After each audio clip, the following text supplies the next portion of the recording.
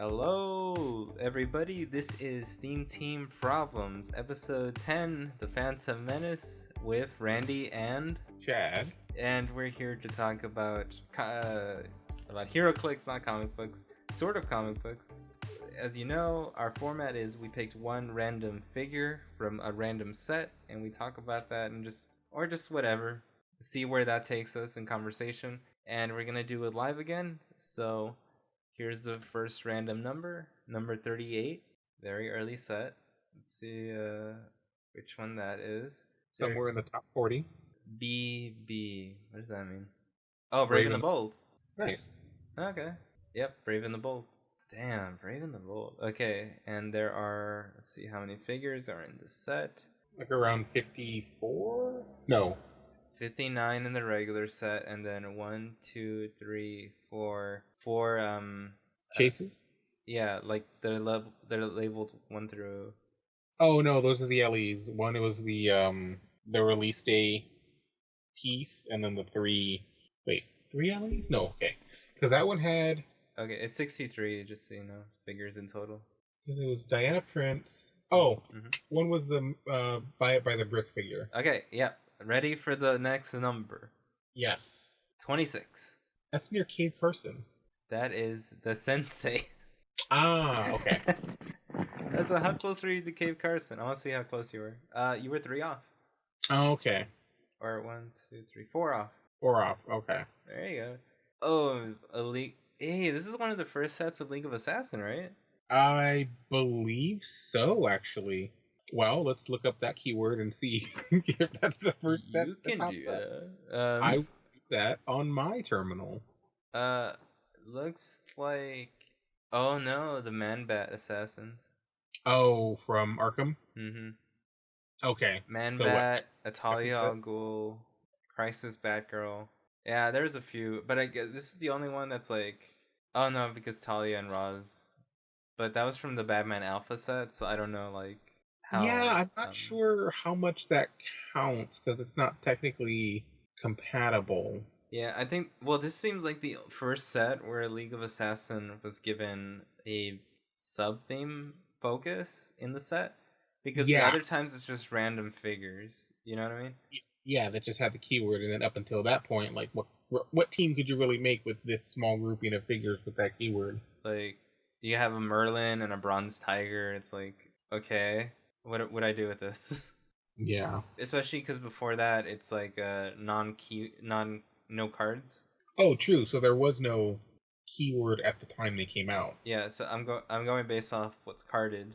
Yeah. You know what I mean? Because it's hard to have it where it's not carded. Yeah. It's like, what is a figure you can play with this? Yeah. Yeah. Let me see. Were you playing the game during Brave and the Bold? I was. I started playing tentatively when the cards came out. So right around, I think it was Avengers and then Justice League. Mm-hmm. So, and then I got the Legion of Superheroes little pack too. So right when the game was changing over and having cards is when I jumped into the game. Alright. So like 2007-ish? Because this set came out in 2010 apparently. Yeah, well, because, okay, it was 2007, that's when they switched over to the cards, and that's when I started actively playing and collecting. I believe because after Crisis is when the company was in dire straits and technically not a company until they were bought. I believe it was this was Topps dropped them as a subsidiary, if my information is correct, after 13 years. Well, no, like 11 years. So there was no heroclix for the longest time. There was like an 8-month gap, I think, between sets. And when they were bought, they were able to release Hammer of Thor as their comeback set because it was already done. Wait, that's when it came back? Yeah, Hammer of Thor with the 8-month gap. Like, and you could see it too. If you look on HC Realms, it has the dates of the releases. Oh yeah, 8-month gap right there. 8 or 9 months. between releases because there was no heroclix, there was no company.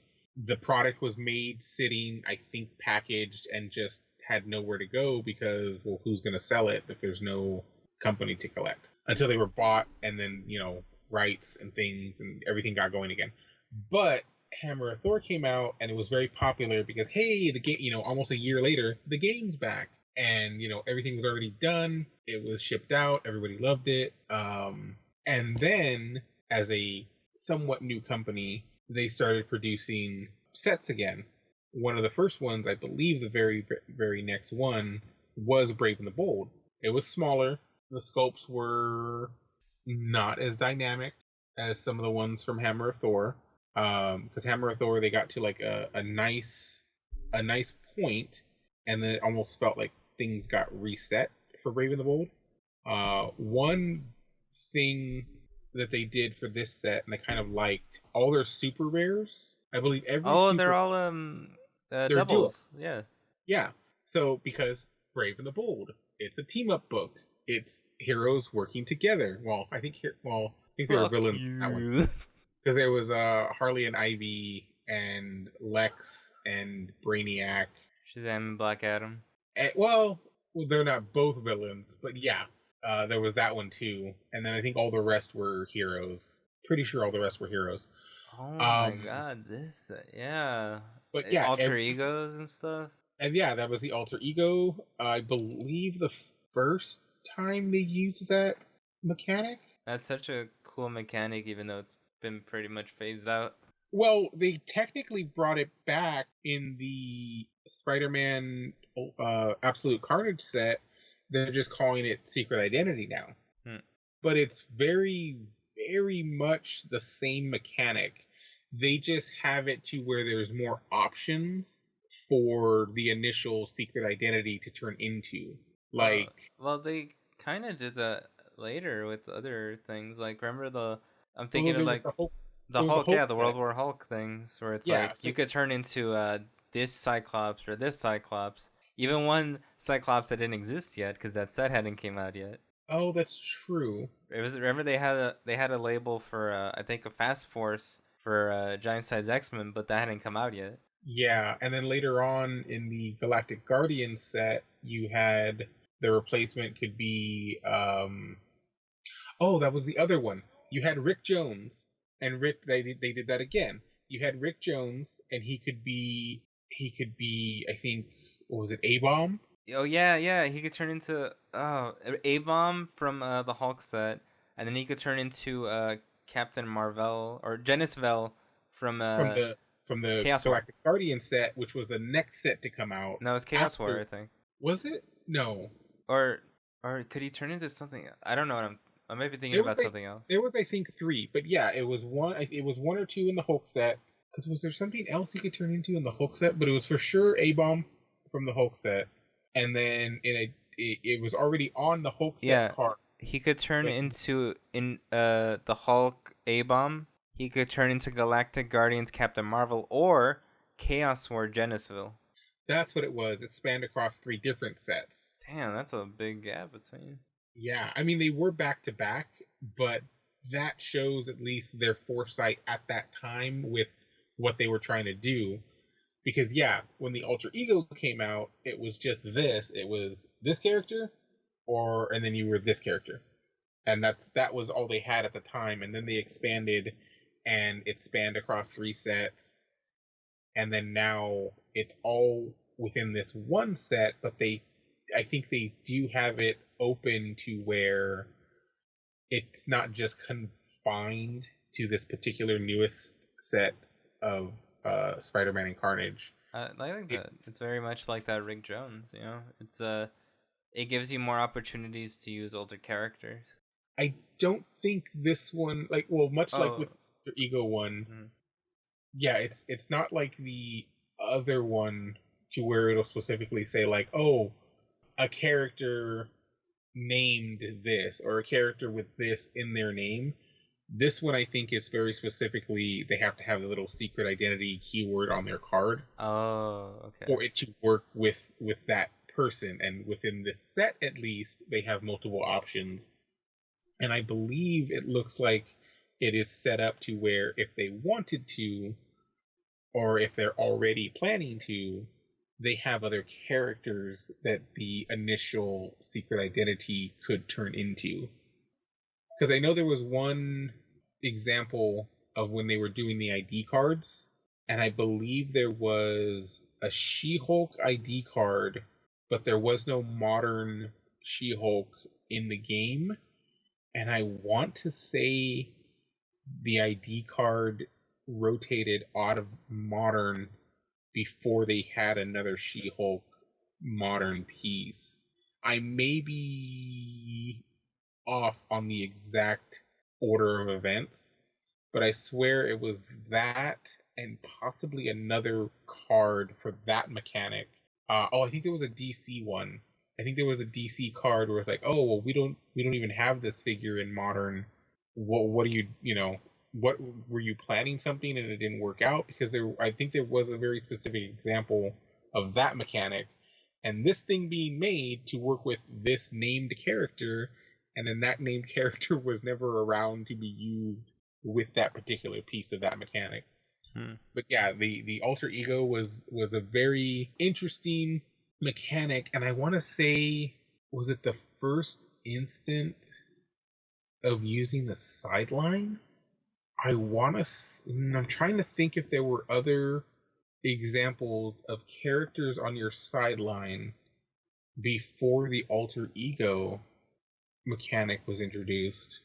Because I know before and during that time they had like battlefield conditions and feats and stuff that was part of your build that wasn't necessarily on the map, although it affected gameplay. I'm trying to think if there was something else that was part of a sideline of your build before that mechanic was introduced, because I mean there was a small window between we're adding cards, so we have extra effects besides just our standard powers, and like 8 sets later is Brave and the Bold, I think. Going back to count right now. I feel like it would be a mechanic that already exists. It just like was used very differently. Maybe? Yeah, because again, it's Because like like okay, well like for sure like well because we know alter egos exist. Like why else would you need the sidelines to exist beforehand? But there was other what do you call it there was other figures that for sure I'm pretty sure just left for a bit. I in the Arkham Asylum for maybe that Joker with the weird dial, it had a sideline thing maybe. well, I think there because there is stuff where you're on the map and then you're not on the map, but then there's other stuff where it's specifically um Oh, we need like you're able to like bring in this other person sort of by yeah, exchanging.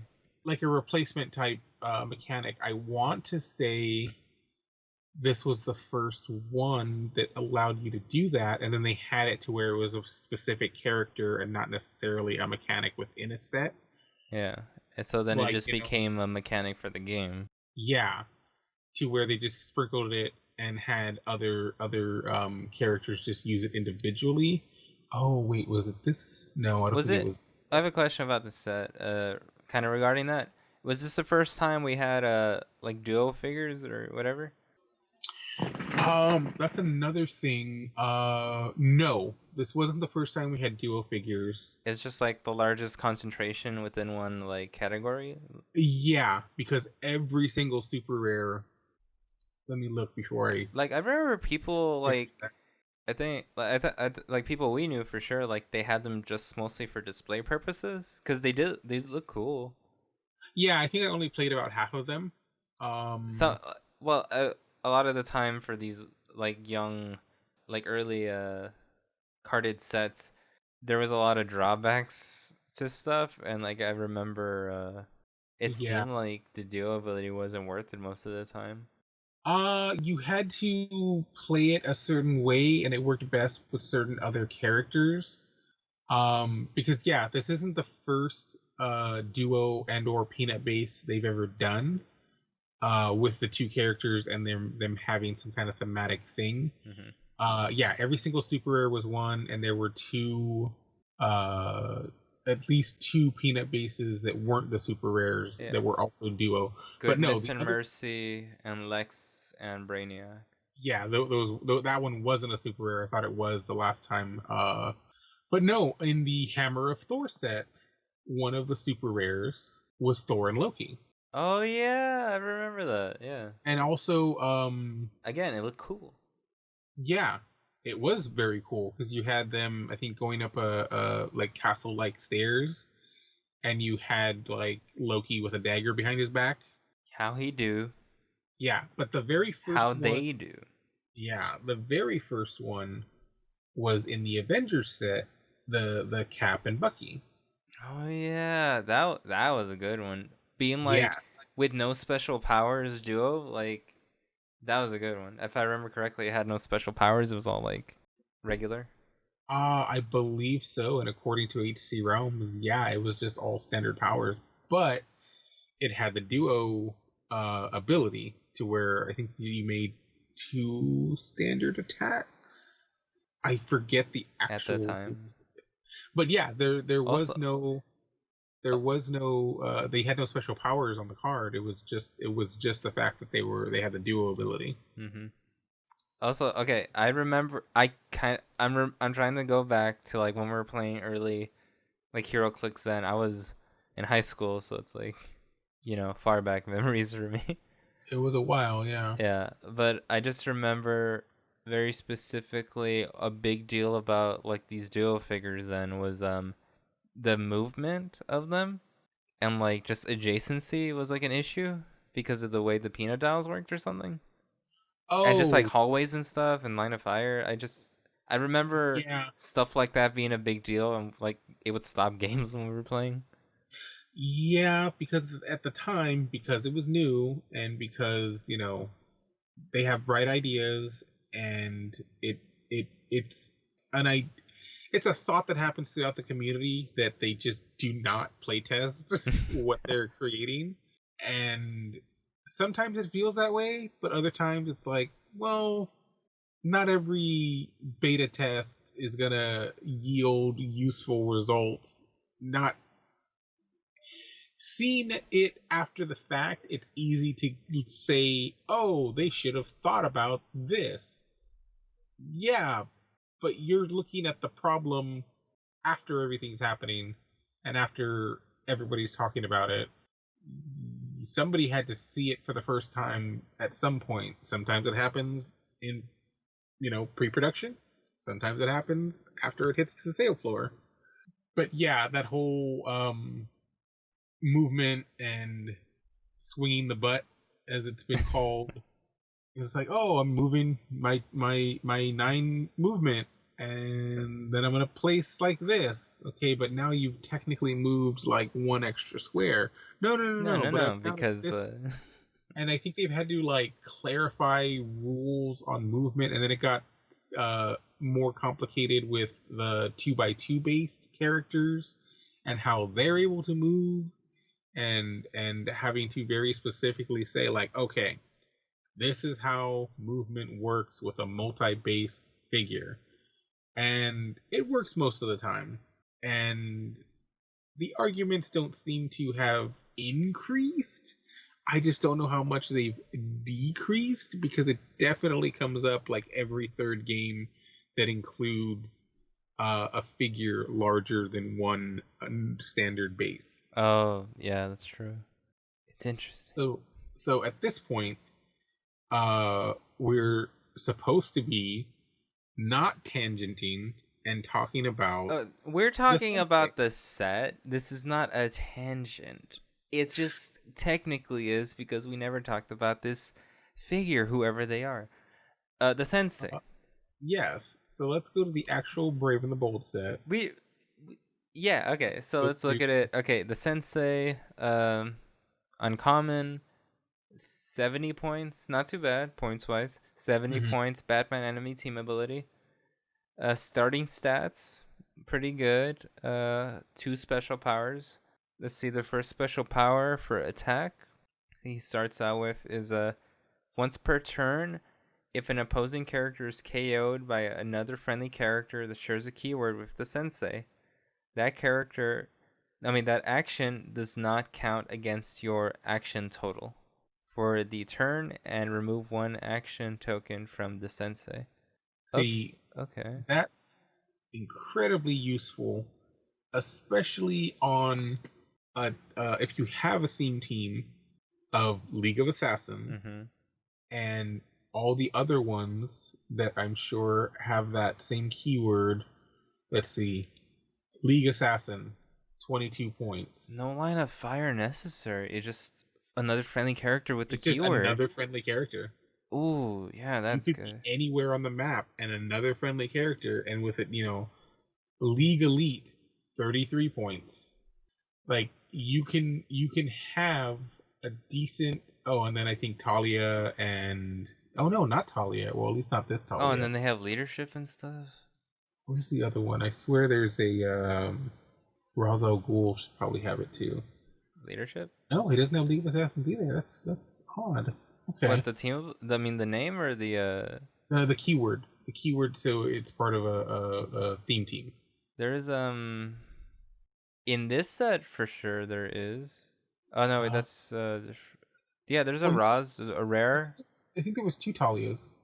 but in this set there is. Oh yeah, there's a rare Talia also, and that one has League of Assassins. Yeah. Okay, so you can have that Talia at 67 points, and then well, let's do it since we're in the actual. We have the builder on the side right here. We can have a unique Talia, so just one of her, and then the sensei. So we're at 137 right now, and then if we go down and get, let's say, two League Elites, and probably three, four. Oh wait, let's see, one, two, three, four. Four League Assassins will put you at 291 points. So right there you have one, two, three, four, five, six, seven pieces other than the sensei on your team. So you would need you. It's a make or break technically for that special power. It's very useful. Yeah, so you could have him. If you have, let's see, uh, three three actions technically. I believe one. You said one of them had leadership. Talia, Right. or was it the sensei themselves? Sensei for sure has it. It starts off with Okay, him. Yeah. so currently, if you wanted to play this type of team, um, you would have four actions.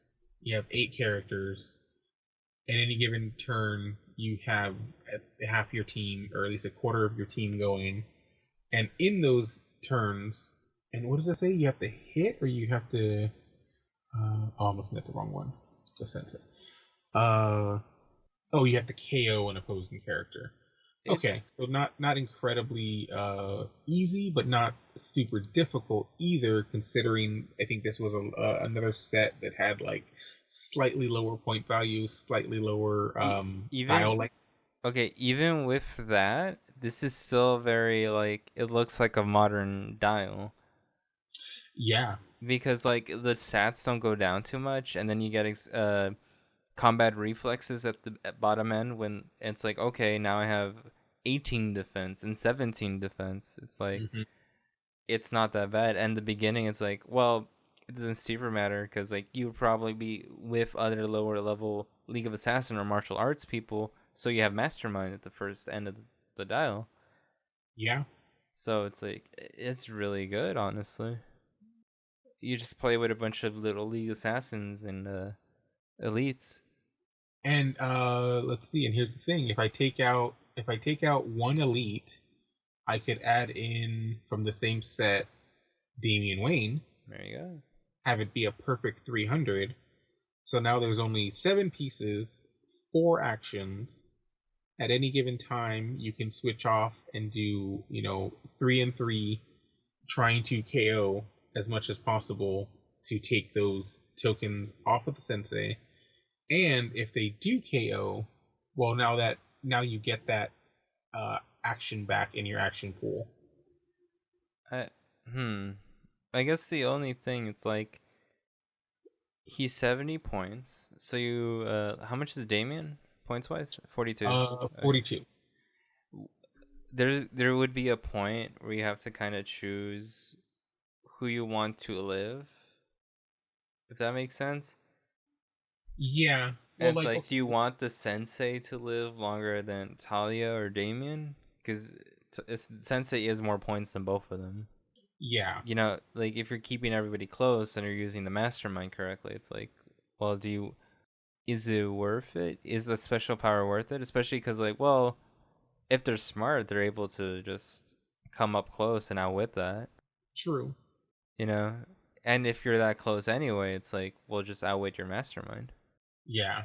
So maybe in that respect, with this team, you would keep 2 League Assassins next to him, 1 to soak up damage if you are able to hit him, and 1 to try and block line of fire, Mm-hmm.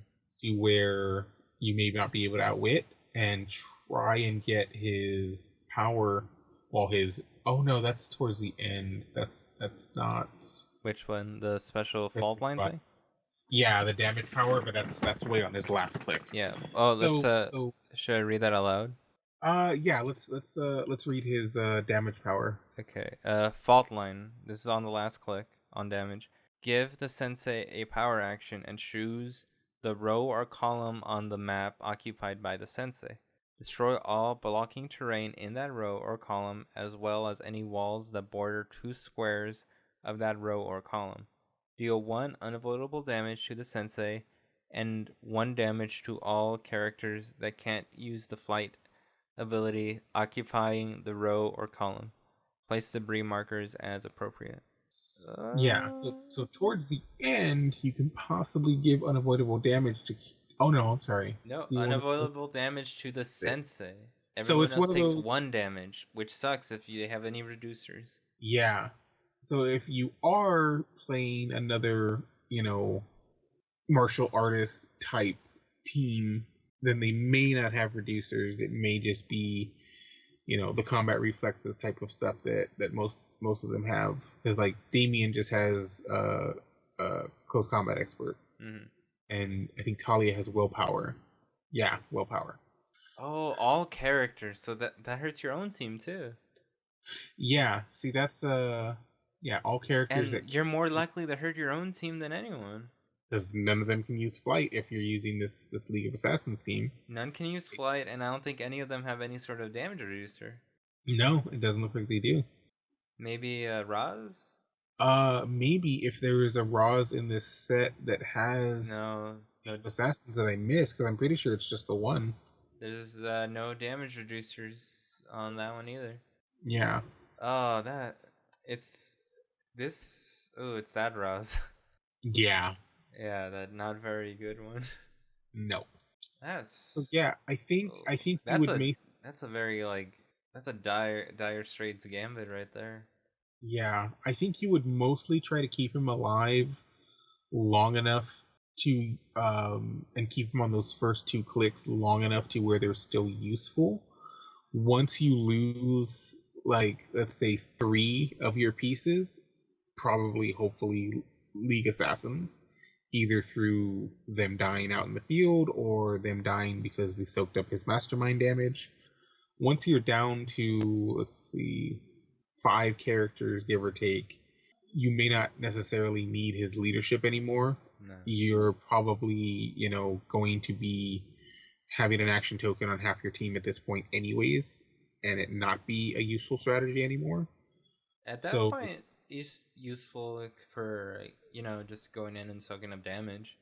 yeah, because later on in the game is when you're going to be possibly, hopefully, KOing opposing characters.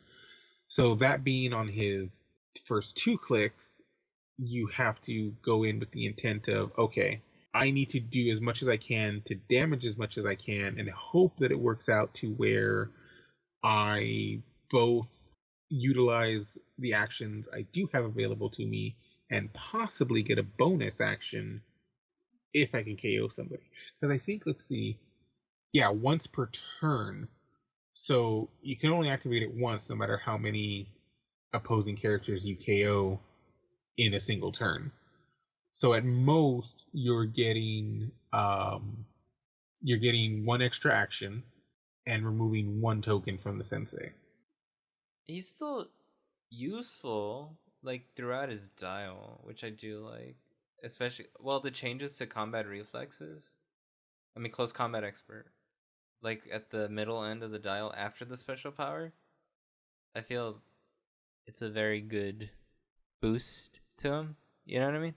Yeah, yeah, Well, because like it's like okay, instead of having 9 attack, it's like oh maybe 10 or whatever. Or depending on who you're attacking, maybe I just really need to hit them once. 11 attack. It's like yeah, I'm transfixed by this tile. yeah. Because other than the like, I think the main usefulness of it is possibly increasing your action total and possibly getting another action to use if you can KO somebody in that Oh, turn. I guess that's the other problem with it. It's like, well, you're gonna have to coordinate your other characters to be able to kill, because this character by itself isn't gonna do the killing. Yeah, Like it doesn't have enough damage potential on its own to do that. Maybe yeah, the elite, because it's got the blades claws thing. yeah. So maybe you don't go for maximum pieces because you can only ever get one more action anyways. So at most you could possibly get 5 because you have your original 3, you have the one granted by the leadership, which actually at that time, if we're going by that rule set, I believe you had to successfully. No, am I misremembering? Did you have to successfully roll leadership to get the extra action? Yeah, I'm pretty sure you did. I remember there was like that wasn't that a big deal about it before? I think That so. was one of the drawbacks about it, right? Yeah, I believe that was in play at that time that this piece was active. Because now I'm thinking of, okay, well, what if I played this team today to where leadership automatically grants the extra action? Okay, I was thinking of it with old rules, or at least maybe I just don't use leadership that well. Where it's like they only have to like actually roll for it successfully. That's what I I always thought it was. I believe at the time that was correct, but it was over 10 years ago. So I might be not remembering correctly. Mm-hmm. But I think that was the case, that in addition to, oh, I could take a token off uh, one of my characters, I now also have an extra action. Hmm. Okay. I think I've got the play. Okay. I think I've got the play. See what you do. You get a sensei, and you get a League Assassin. So the League Assassin, if another character with the League of Assassins keyword is within 10 squares and line of fire, um, and higher points, which is 22 points, they have exploit weakness. Oh, okay, Okay, okay. okay. So you have that, and then you have the League Elite. Now the League Elite has the Blade's Claw's Fangs, and at the time, I may be wrong. Couldn't you mix Blade's Claws and Exploit? I think. Or Let me oh see. no, that was Flurry and Blades. Yeah. Okay, okay. I think at that time it was either Flurry and Blades or it was Flurry and Exploit. I think those two I couldn't be remember dropped. doing Flurry and Blades. Yeah, I think at that time, based on the wording then, it was either Flurry Blades or Flurry Exploit. Now you can do all three.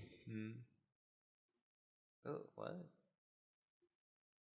Damn, I'm out of the loop. Yeah, with the current wording, I believe the order of operations is activate, flurry, exploit, blades. Hmm.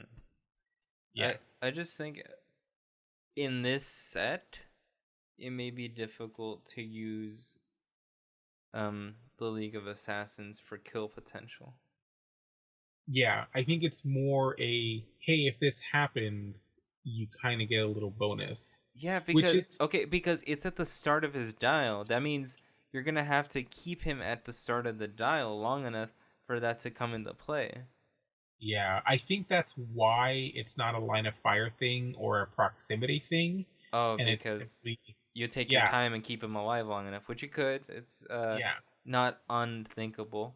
But then yeah, it's like you're not using those points at that time, so it's like it's like whether you're able to keep your other characters alive and distracting the enemy long enough for that power to come into play and for your other team to like KO someone.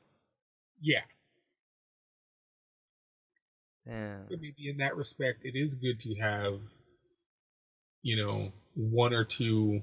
Well, see here in that current build, I would have 4 League Assassins, and they would have their little bonus of getting exploit if there are the higher point. Oh no, I'm sorry. League of Assassins keyword. Yeah, higher point character with a League of Assassins keyword within 8 in line of fire. Yes. Right? Wait, did it say line of fire? Yes. Oh, no, no, no, no, no. Am I wrong? Do I not read? Am I You, wrong? I believe you read incorrectly. I did though. I It does did. just Just say within 8 squares. it's just 8 squares. It's just a proximity thing. So you have the sensei all the way in the back in the corner of the map somewhere. Maybe a League assassin near him, in front of him, blocking line of fire or a direct attack or a ranged attack. And then you have everybody else. So Doing their 3 League thing. assassins, a League Elite, a Talia, and a Damien. And you have them all attacking. So, actually, more so, a League assassin next to the sensei. So, every single turn, if you have to at that time, I'm not sure, because now I don't think you do, have to have somebody adjacent to you to attempt to activate leadership with the role. Um, Possibly get the leadership, get the extra action, bringing it up to 4, and then with your 4 actions, possibly with your other 6 characters, trying to KO maybe the exact same piece. Maybe they gang up on somebody, and if they can KO a piece in their initial 4 actions, well, now one of them didn't count. So now they get their 4th action again. Oh, that is You try and very damage some. useful. Yeah. So in that respect, yeah, it's the top of the dial, and it's not useful if he's getting hit. But in that thought process, we'll just keep him from getting hit. That's Put him true. off towards the side. Put him off towards the back. You know, have somebody blocking, because then you still have 6 other pieces on your team that can do some decent damage, especially if 3 of those pieces are now getting exploit weakness. And that's the other part too. If you don't have a ranged opponent and they have to come up adjacent to you, well, now you have a League assassin that is getting exploit weakness because, oh, hey, look, the sensei is within 8 squares of him.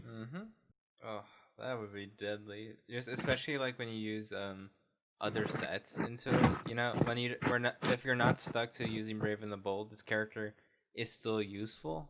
You know Oh what I mean? yeah, yeah. You bring in other characters that have League of Assassins, and that's the same thing with most mechanics. It's like, oh, look at this thing that works. Oh, look at how it works now based on these 2 new pieces. That's like you bring. Oh my, it's so good in conjunction with newer characters.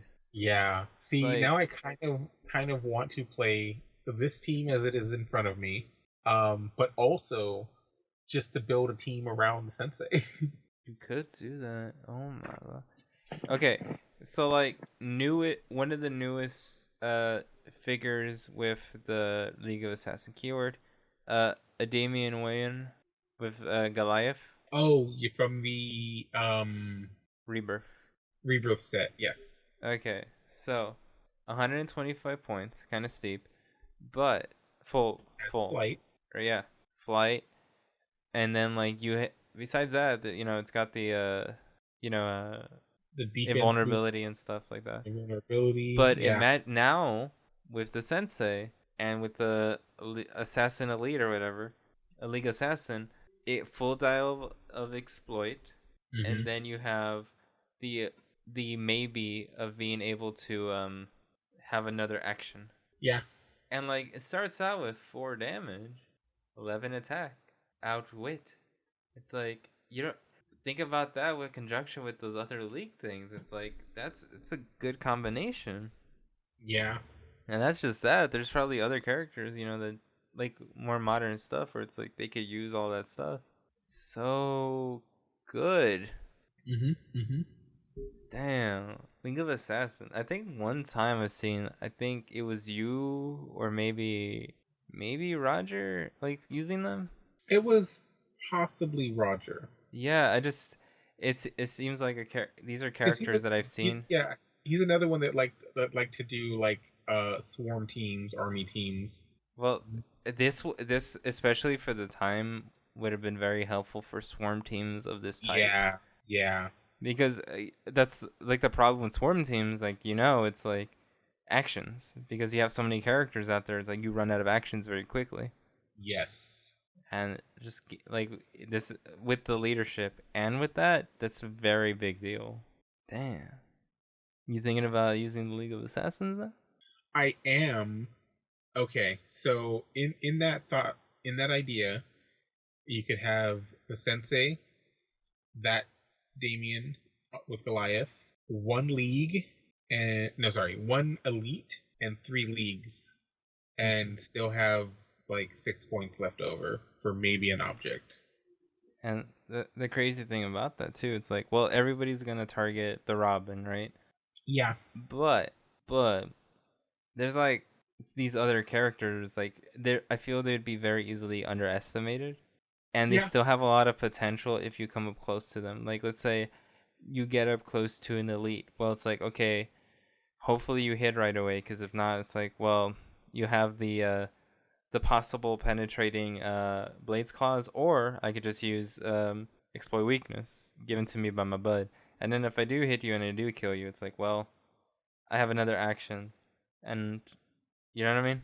yeah. Now it it's sadly not as useful as penetrating blades claws. That would be great, which is what we have now with exploit.